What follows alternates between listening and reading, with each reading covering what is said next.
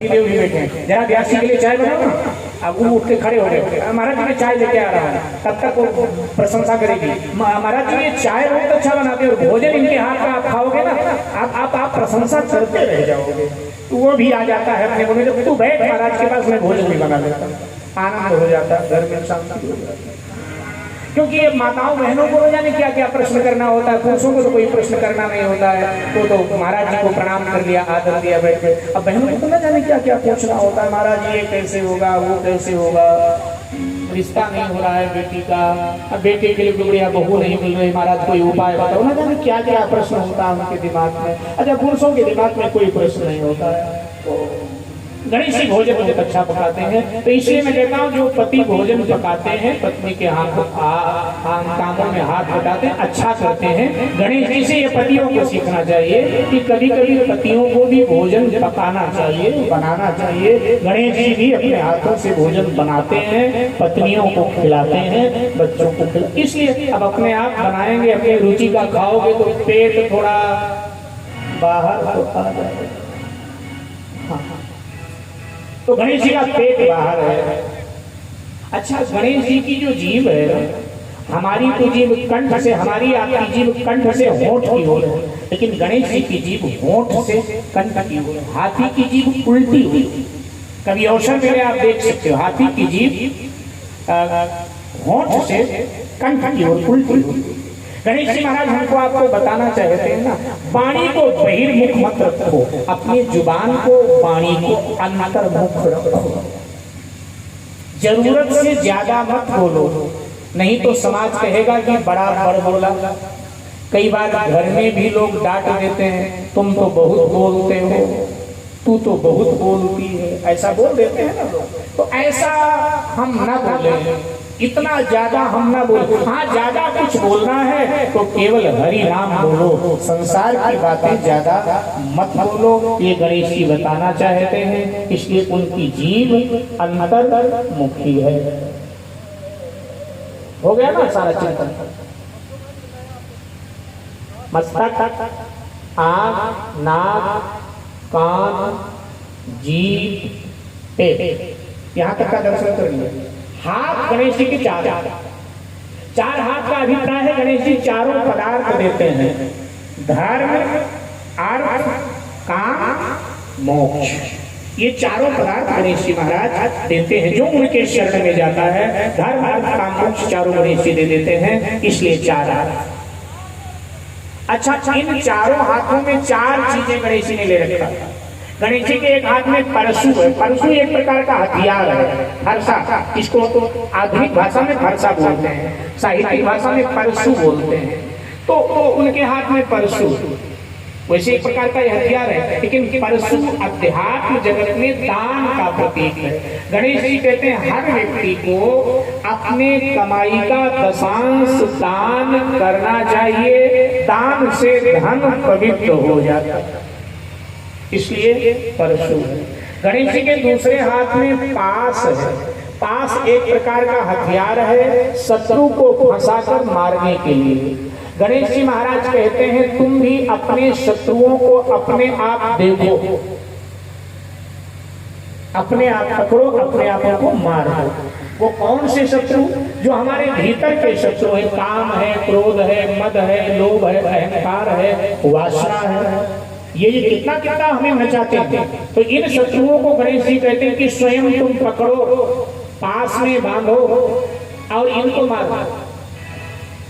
माने जीवन के कमियों को तुम स्वयं अपने पकड़ो और स्वयं दूर करो। कोई और तुम्हारे ऊपर उंगली उठाए कि इनमें एक कमी है, तब तुम्हें बड़ा दुख होगा, बड़ी पीड़ा होगी। इसलिए कृपया दूसरों के कमियों को मत देखो। तो गणेश जी कहते हैं अपने कमियों को स्वयं देखो और स्वयं अपनी कमियां दूर करो।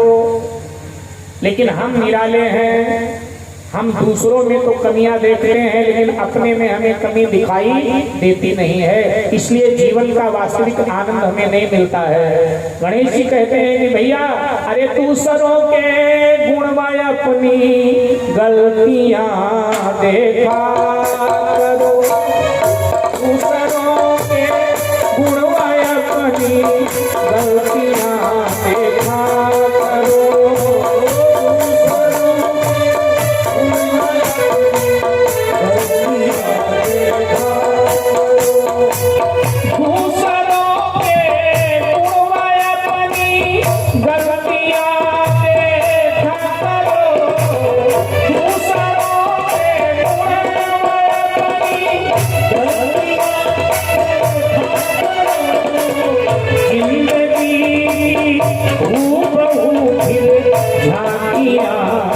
किया करो, जिंदगी की हूबहू फिर झांकियां देखा करो।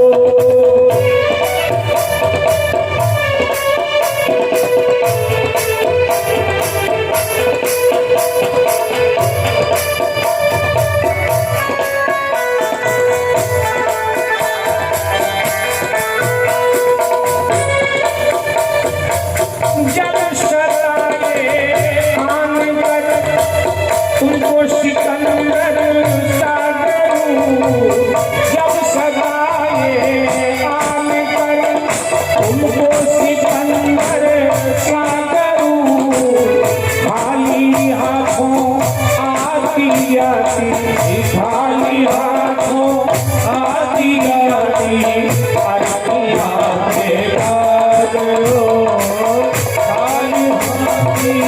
आती जाती अरतियां देखा करो। खाली हाथों आती जाती अरतियां देखा करो, खाली हाथों आती जाती अरतियां देखा करो। दूसरों के गुणगाय अपनी गलतियां देखा करो, दूसरों के गुणगाय अपनी गलतियां देखा करो। जब सताए आनंद तुमको सिकंदर सागरू, जब सताए आनंद तुमको सिकंदर सागरू, खाली हाथों आती जाती, खाली हाथों आती जाती अरतियां देखा करो, खाली हाथों आती जाती अरतियां देखा करो। दूसरों के गुणगाय अपनी गलतियां देखा करो, दूसरों के गुणगाय अपनी गलतियां देखा करो, दूसरों के गुणगाय अपनी गलतियां देखा करो, दूसरों के गुणगाय अपनी गलतियां देखा करो, दूसरों के गुणगाय अपनी गलतियां देखा करो, दूसरों के गुणगाय अपनी गलतियां देखा करो।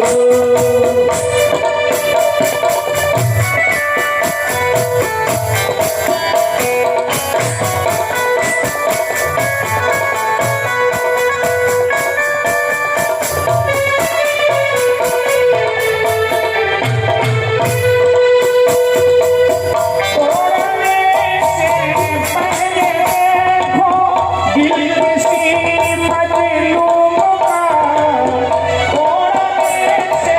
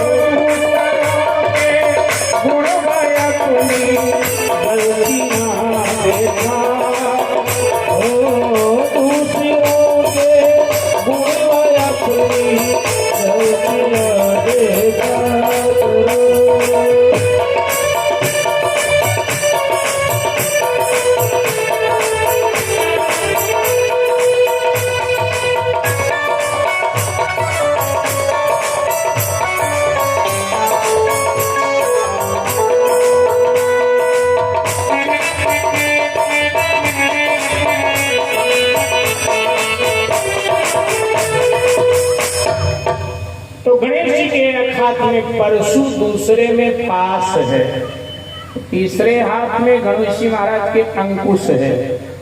गणेश जी कहते हैं कि बिना अंकुश के जीवन निरंकुश हो जाता है, इसलिए सबके जीवन में किसी न किसी का अंकुश होना चाहिए। संतानों के जीवन में, बेटा बेटियों के जीवन में माता पिता का अंकुश जरूरी है, अन्यथा निरंकुश बनकर कुमार पर चले जाएंगे। जिनके जीवन में अंकुश नहीं होता है कुमार पर चले जाते हैं। शिष्य के जीवन में सद्गुरु का अंकुश जरूरी है, पत्नी के जीवन में पति का और पति के जीवन में पत्नी का अंकुश जरूरी है। एक दूसरे पर अंकुश रखना चाहिए, पत्नी को पति पर अंकुश रखना चाहिए, कहीं कुमार पर ना चला जाए मेरा पति, और पति को पत्नी पर अंकुश रखना चाहिए। तो अंकुश जरूरी है। गणेश जी कहते हैं शायद तुम अभागे हो, दुर्भाग्यशाली, कोई है ही नहीं अंकुश रखने वाला तुम्हारे ऊपर, तो कृपया अपना अंकुश अपने ऊपर रखो।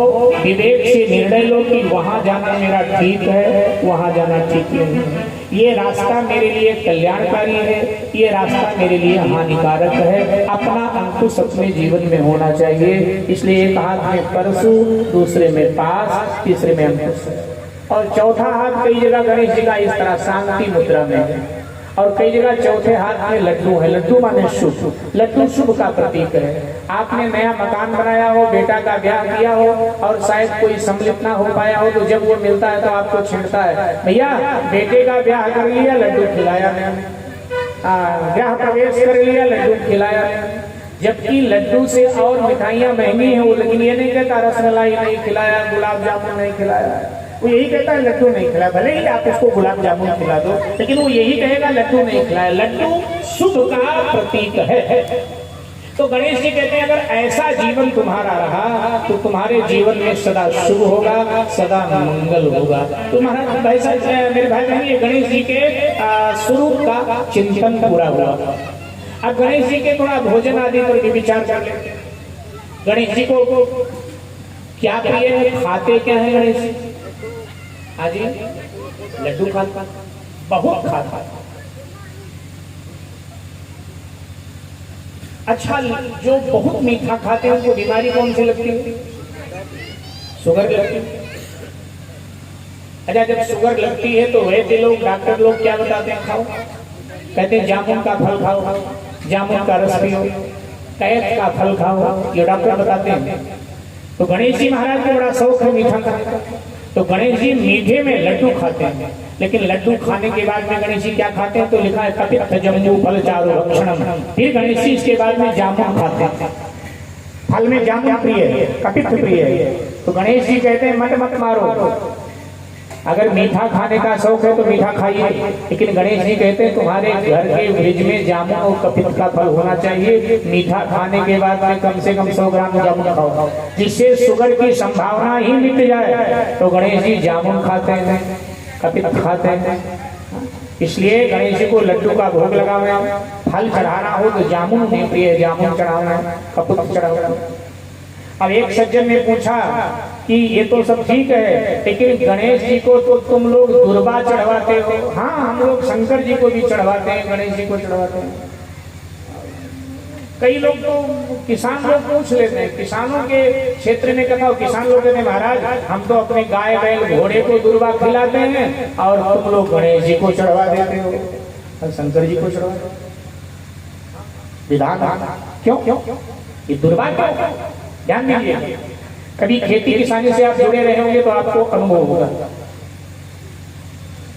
और प्रकार की जो घासें हैं, दवाई डालने से अथवा गहराई से निकाल दें तो वो घासें दोबारा नहीं उत्पन्न होती। लेकिन दुर्बा घास को कितने गहराई से आप निकाल दो, 2 महीने बाद देखोगे उसी जगह पर फिर वो खड़ी हुई है, उगी हुई। जहां दुर्बा घास उगी हुई हो वहीं तुम जला दो, आग पेट्रोल डाल के आगेगा जल जाएगा। लेकिन 6 महीने बाद देखोगे कि दुर्बा घास फिर वहां हरी भरी खड़ी हुई। माने दुर्बा घास की जड़ इतने गहराई में होती है, कभी नष्ट नहीं होती है। दुर्बा 12 महीने हरी भरी रहती है, 12 घास है, हमेशा हरी भरी रहती है। अच्छा, दुर्बा गणेश जी को चढ़ा करके हम यही प्रार्थना करते हैं, उसके पीछे यही भाव होता है कि हे गणेश जी, जैसे दुर्बा हरी भरी है ऐसे हमारे परिवार का और हमारा जीवन सदा हरा भरा खुशहाल रहे। जैसे दुर्बा की जड़ें कभी नष्ट नहीं होती हैं, ऐसी हमारी वंशवेली कभी नष्ट ना हो, हमारी वंशवेली बढ़ती रही। अच्छा, सभी घासें खड़ी होती हैं तो जब पानी बरसता है, हवा चलती है तो गिर जाती है, लेकिन दुर्बा हमेशा पड़ी रहती है। इसलिए दुर्बा को गिरने का कोई खतरा भी नहीं रहता है, जो पड़ा रहता है, जो छोटा रहता है। गुरु नानक देव जी महाराज ने भी कहा इस बारे में, दुर्बा के बारे में गुरु नानक देव जी महाराज भी बोले, सुनिएगा। कि नानक नन्हे बनी रहो जैसे नन्ही दूध, नानक नन्हे बनी रहो जैसे नन्ही दूध, और सब घास मिट जाएगी लेकिन दूब खूब की खूब। सब घास मिट जाएगी, दूब खूब की खूब, क्योंकि वो छोटी छोटी होगी, ज्यादा उसकी ऊंचाई नहीं और पड़ी रहती। और छोटे का अध्यात्म जगत में बड़ा महत्व। इसीलिए गुरु नानक देव जी ने कहा कि नानक नन्हे बनी रहो। कितने तुम बड़े हो, लेकिन अकड़ कर नहीं, छोटे बने, सबसे भैया हम तो सबसे छोटे। हाँ, नानक नन्हे बनी रहो जैसे नन्ही दूब, और सब घास मिट जाएगी, दूब खूब की खूब। और हमारे महात्मा लोग तो गाते हैं, क्या बड़ा बनकर भगवान को भी नहीं पाया जा सकता।